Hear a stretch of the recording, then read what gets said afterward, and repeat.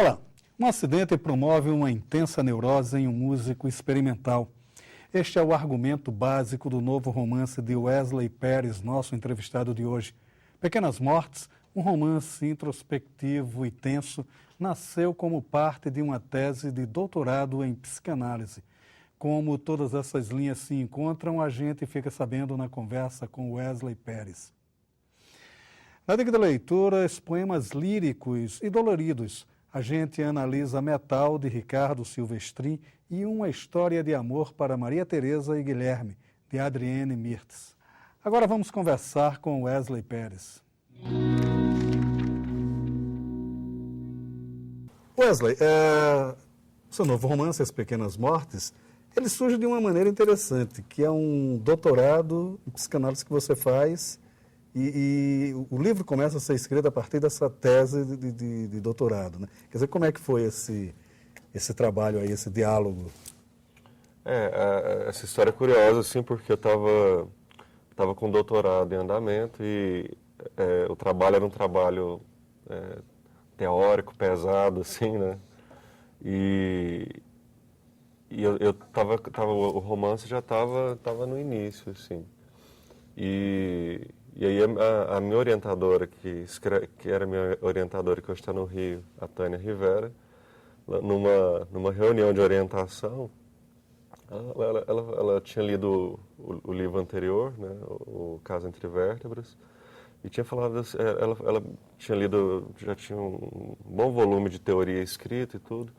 Ela falou assim, mas eu li o teu livro e lá de algum modo você fala de psicanálise, mas de uma maneira tão interessante, né, sem esse ranço acadêmico e tal. Por que você não pensa em fazer alguma coisa assim, né, também no doutorado? Aí eu me lembro, foi muito engraçado, porque eu brinquei com ela dizendo, eu tinha vindo do mestrado, eu falava, olha, no mestrado a minha orientadora falava que eu tenho tendência à transgressão, que eu tinha que ser segurado. E a Tânia brincou e falou assim, você acha que eu tenho medo de você? Pode vir quente que eu estou fervendo, né? Aí eu falei assim, teve essa reunião e eu pensei nisso, né?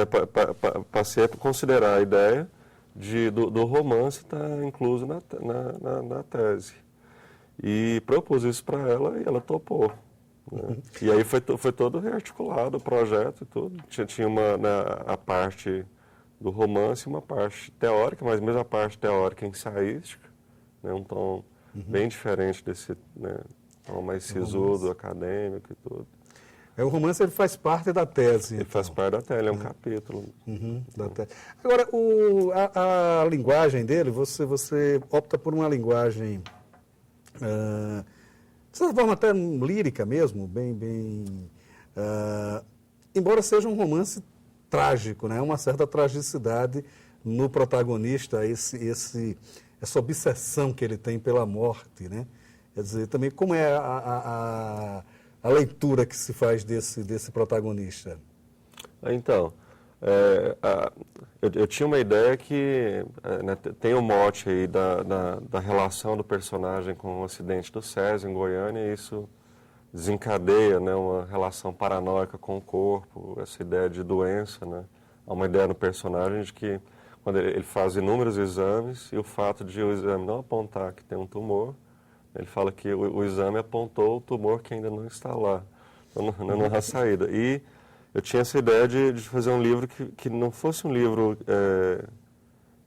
que falasse sobre a paranoia, mas que o livro se desdobrasse, né, o próprio personagem, com a linguagem, colocasse a paranoia em cena, né? Não é falar sobre, colocar a paranoia funcionando, né?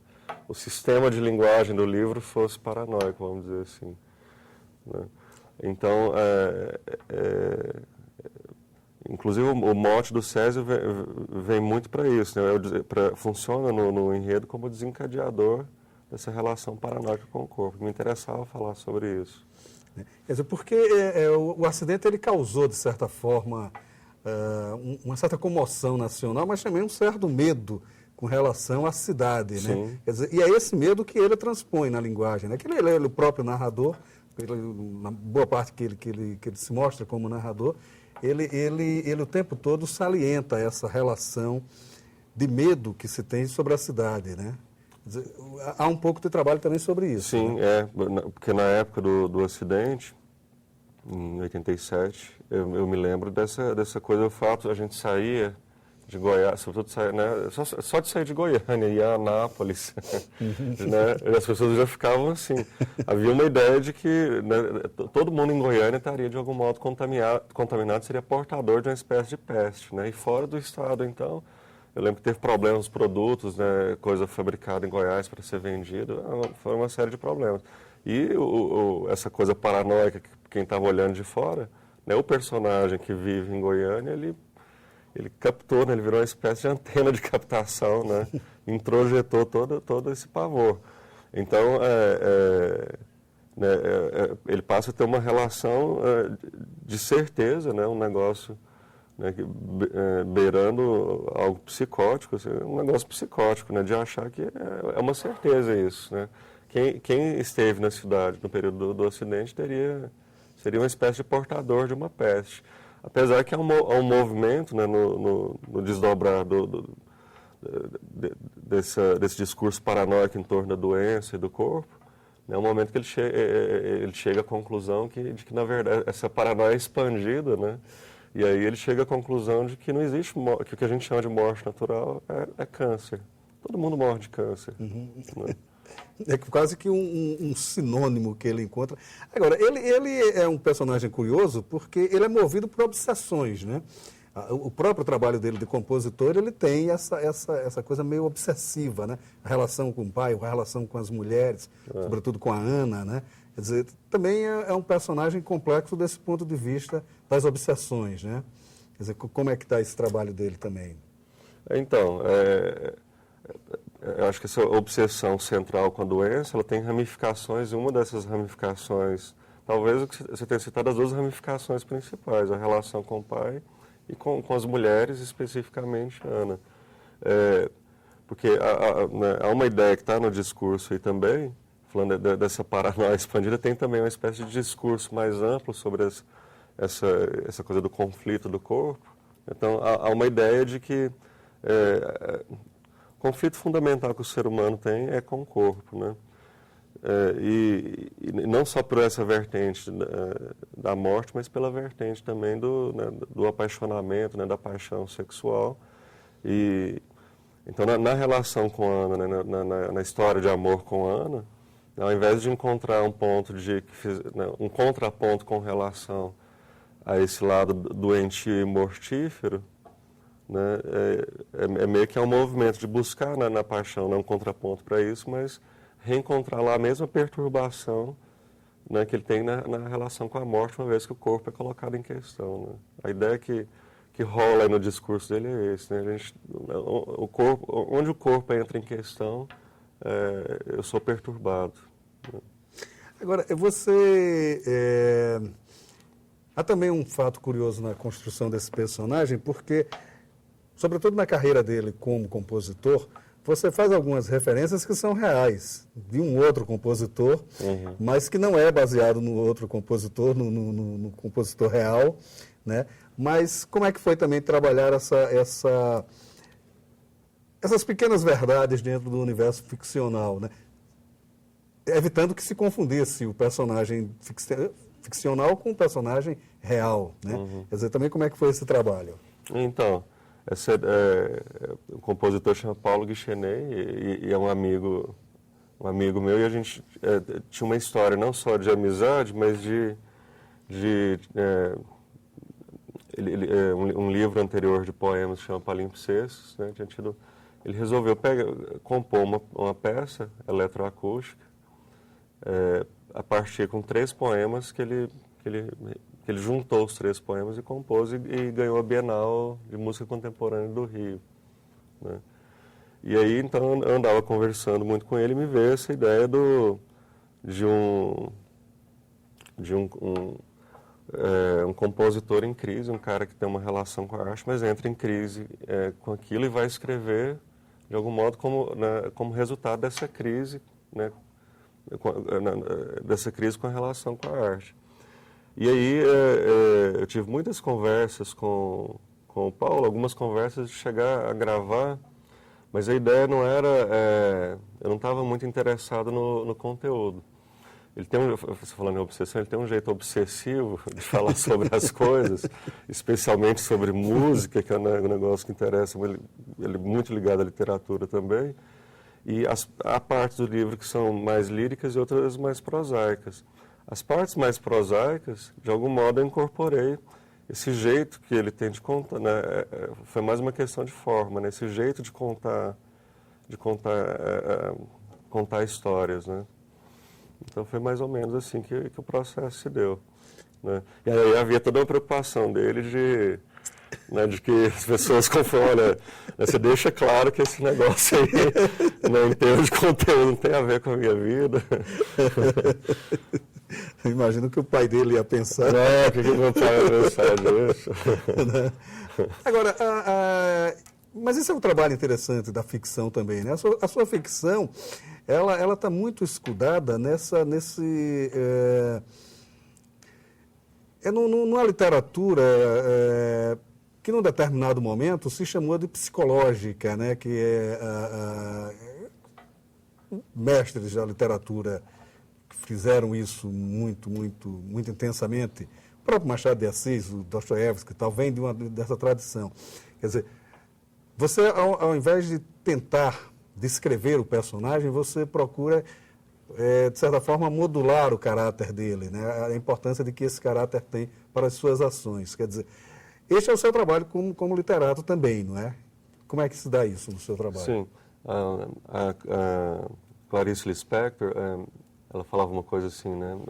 Tem muitos escritores que tecem por fora. Eu teço para dentro, né? Mas... Então, bom, eu estava falando agora há pouco da paranoia, que eu tinha uma ideia de colocar na própria linguagem, a linguagem funcionando de um modo paranoico, então não discorrer sobre a paranoia, mas colocá-la, né, mostrá-la, né, colocá-la, apresentá-la em linguagem para o leitor. Né, e tem essa ideia também essa ideia de que a gente tem um mundo interior, né, eu acho isso é uma metáfora que a gente, né, o mundo interior que a gente tem mesmo é fígado, rim, essas coisas. Mas, então, é uma metáfora, eu acho uma metáfora meio perniciosa, porque a gente acaba pensando essa dimensão subjetiva do ser humano, com essa metáfora de profundidade, como um negócio meio metafísico, obscuro, numa caixa preta que tem em algum lugar. E, na verdade, essa história de mundo interior, né, que é a subjetividade, esse negócio é um negócio que provém de relações sociais. Ele é externo e é interno, né? Ele não está dentro nem fora, né? Está na relação, né, do homem com a linguagem. O Adorno, no ensaio dele, ele diz assim, que quando falam, por exemplo, que o lírico é o escritor da intimidade do eu, ele vai dizer assim, mas o que acontece? Quanto mais, né, o escritor, vamos supondo que o lírico seja esse cara que faça essa entrada para dentro do eu, ele fala, quanto mais ele adentra o campo do eu, mais ele está próximo de encontrar uma espécie de ponto de contato nessa suposta interioridade com o mundo social. Porque o sujeito, nesse eu que ele está se aprofundando, e a sociedade é feito de uma coisa só, que é a linguagem. Né? Então, a frase da Clarice é, né, eu teço por dentro, né, eu uso isso como referência, mas eu penso que esse tecer por dentro é um modo de encontrar esse ponto de contato, é isso que eu busco, nesse ponto de contato entre o que a gente chama de subjetividade de eu e do mundo social. Né? Há também uma certa ligação muito tênue, mas existe uma certa ligação entre as Pequenas Mortes e A Casa Entre Vértebras, né? Há quase que um diálogo entre os dois livros também, né? Que é o seu primeiro romance, né? Que foi o ganhador do Prêmio Sesc de Literatura. Quer dizer, onde é que eles se encontram também, de certa forma, esses dois textos?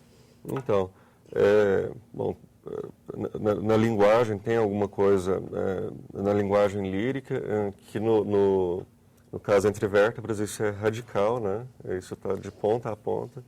Nas Pequenas Mortes há umas modulações entre o lírico, a prosa e o cômico, às vezes e o trágico, né? O livro às vezes é muito engraçado e tudo é um elemento que não tinha de linguagem no caso Entre Vértebras. Tem algumas coisas que se repetem, né? A personagem, o nome é repetido, só que é, né, a Ana, né? Só que a Ana, no caso Entre Vértebras, o próprio personagem, a Ana, eles são meio sem corpo, né? Quase como se fosse só linguagem, né? O personagem do outro livro e a própria Ana é uma coisa que parece só existir na linguagem. Aqui, né, nas Pequenas Mortes, tinha uma ideia de manter um tanto dessa voltagem lírica, né, mas dar corpo, né, dar corpo para esses personagens. Lá são uma espécie de personagens que são um mero efeito de linguagem. Né. Aqui eu tenho personagens que têm encarnadura, né, estão perturbados com essa história do corpo. Né. Essa questão do corpo até aparece no outro livro, mas os personagens estão de fora, como se eles olhassem, né, isso do lado de fora. Aqui eles estão olhando isso do lado de dentro, né. Também bem mais próximo, né?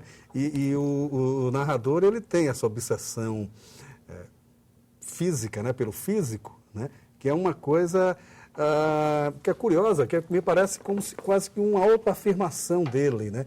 Ele necessita dessa obsessão pelo corpo, até como para negar a obsessão que ele tem pela morte. É curioso, há uma dubiedade, uma dualidade desse pensamento dele, que é curiosa também, né? Quer dizer, houve também a intenção de se criar esses dois polos aí? Tem uma coisa que eu acho que acontece não vou falar com todos os autores, mas com muitos autores. Quer dizer, você transforma em literatura suas obsessões pessoais em alguma coisa que você pensa. A literatura pensa também. Né? E aí é isso, tem uma coisa que eu enfio aí na boca do personagem do Philippe Verle, que é uma certa, que você fala assim, uma certa oposição entre essa tentativa de uma ligação com o corpo como coisa viva e a morte. Mas eu acho que essa obsessão, que é minha também, é uma obsessão com a ideia de imanência e negação de qualquer tipo de transcendência. Então é assim, seja nos momentos de gozo com o corpo, nos momentos dessa experiência de envelhecer, de apodrecimento, da morte que ele se refere o tempo todo, isso é preferível do que tentar escapar do corpo, né? Tentar apelar para algum tipo de realidade transcendente. Né? Então, eu acho que mais do que uma autoafirmação do personagem, é uma afirmação constante, maciça e intensa, né, da ideia de imanência, né, que né, eu lembro de uma piada do Woody Allen, ele fala assim, a realidade, né, que esse mundo imanente, a realidade ela é uma porcaria, é um lixo, né, é uma merda, mas é o único lugar onde eu posso comer um bom bife mal passado. Né? Eu acho que eu diria que essa é a perspectiva do Philippe Verle também. A negação da realidade, mas a obrigatoriedade de conviver com ela. E assim, o corpo é essa coisa, né? Uma dimensão que está sempre presente no livro, né? O corpo é isso que goza, isso que vai buscar o corpo feminino, isso, né? A vida e tudo, mas é uma espécie de consciência presente do corpo como alguma coisa que está morrendo sempre. Mas eu prefiro, né, essa é a perspectiva do personagem, eu prefiro esse corpo que está apodrecendo do que qualquer sonho de transcendência, de imortalidade. Eu prefiro ficar aqui. É preferível, né? Agora, e os novos trabalhos?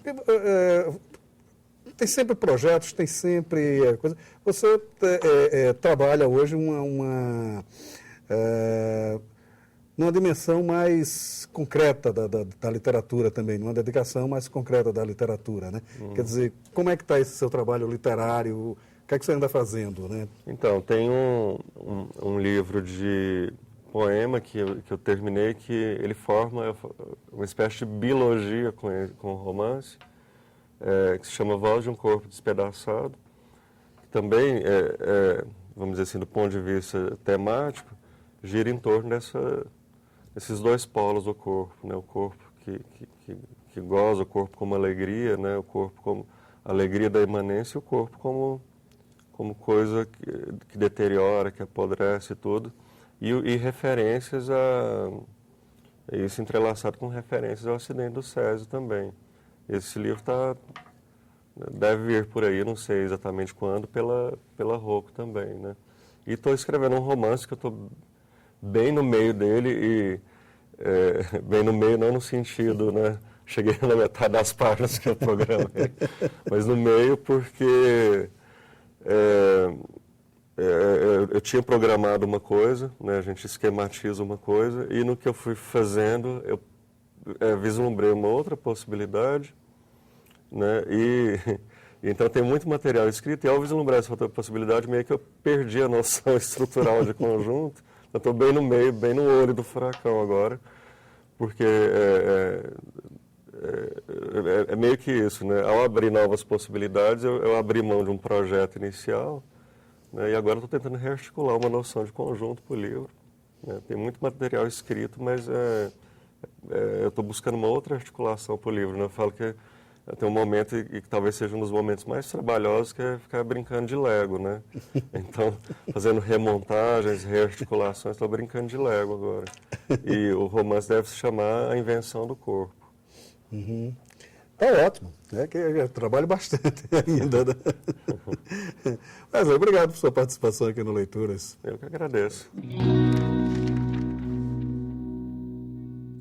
Parece que a atenção é passado. Esta é a impressão que fica da leitura dos novos poetas. Os poemas, em sua maioria ainda carentes de reflexão, têm se voltado para dois qualitativos indispensáveis, o humor e o lirismo.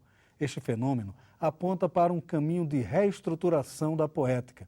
Um desses renovadores é Ricardo Silvestrin. Seu novo livro, Metal, lançado pela Artes e Ofícios, ele explora com mais densidade seu discurso marcado por um incrível poder de síntese. O chavão poderia apontar a condição de músico de Ricardo Silvestrin como condutor do ritmo e da síntese que marcam sua poesia. A questão não é tão simples. Ricardo vem de uma linhagem de leitor profundamente ferrada pelos argumentos de Mário Quintana e Manuel Bandeira. Daí a síntese, um humor e, sobretudo, o lirismo. Desta maneira, os versos vão diluindo os dramas e mostrando uma vida não necessariamente boa, mas indiscutivelmente necessária e válida. Um otimismo que cria esperanças e, melhor, formaliza uma poesia de qualidade, mesmo quando dialoga com os movimentos estéticos mais recentes. Diálogos e proximidades. Também com estas vertentes, vem trabalhando os novos poetas. O resultado pode transformar até as decepções amorosas em canto de esperança e encantamento. O novo livro de Adriane Mirtz, Uma História de Amor para Maria Teresa e Guilherme, lançado pela Terracota, toca neste diapasão. Todo o livro é um único poema desenvolvendo, com um lirismo consequente, as esperanças e as frustrações de Maria Teresa. Há um toque de crônica no poema. Maria Teresa joga garrafas com mensagens ao mar, uma metafórico naturalmente, e o que começa com um inusitado pedido de socorro em sépia vai evoluindo para uma reconstrução pessoal. Maria deixa de ser uma vitrine de ostras e torna Guilherme num vento que faz a curva em seus cabelos. A própria paixão vai se diluindo como sentimento invencível, coisa natural na vida de quem ama. Assim, Adriane Mirtz escreve um poema lírico e belo, de leitura envolvente e comovente. Bons ventos a soprar a poeira da poesia, Metal, de Ricardo Silvestrin, e Uma História de Amor para Maria Teresa e Guilherme, de Adriane Mirtz. O Leituras de hoje fica por aqui e você bem pode ficar na companhia de bons autores e bons livros. Até nosso próximo encontro.